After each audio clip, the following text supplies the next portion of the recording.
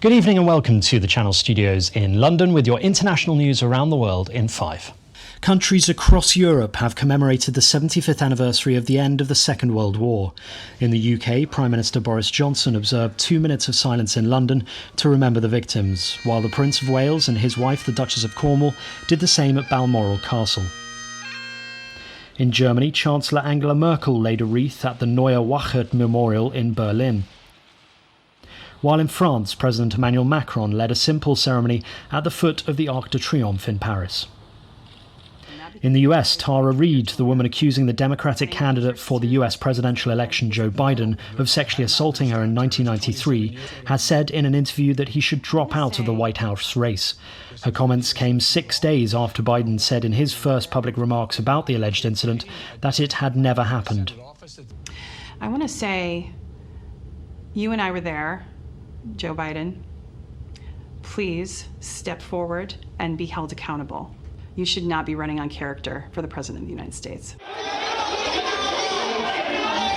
In Hong Kong, rival lawmakers have scuffled in the local legislature, a fresh sign of rising political tensions as the coronavirus pandemic eases in the Chinese-ruled city. Some Democrats charged at a line of guards seeking to eject a pro-Beijing lawmaker who attempted to chair the meeting. Because of this, several opposition lawmakers were ejected from the Legislative Council. In Brazil's Amazonas region, the death toll may be 3 times higher the official count. That's according to data from public notaries, as the spread of the virus overwhelms the public health system.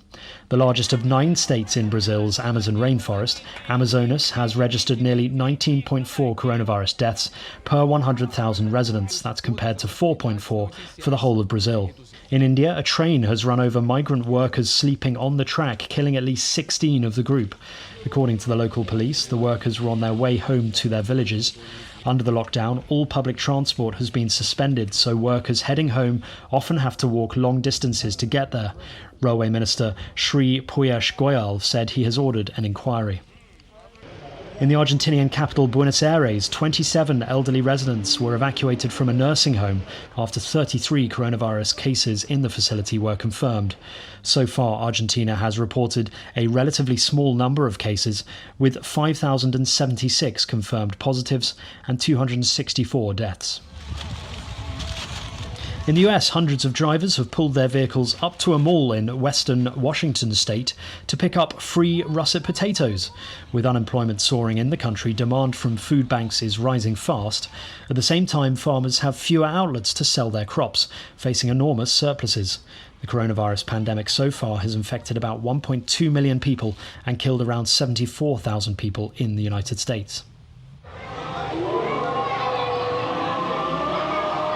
And finally, despite the towering piles of rubble and debris in the Syrian town of Atareb, a community have come together for an outdoor meal known as iftar during Ramadan, sharing food and stories of survival. Syria's northwest does not yet have any confirmed cases of coronavirus, but doctors fear the area's ravaged medical infrastructure might turn a potential outbreak into a disaster. Organisers say the iftar shows how life can go on despite the ongoing conflict and fears over COVID-19. And that's your international news around the world in 5. Now back to the Channel Studios in Lagos.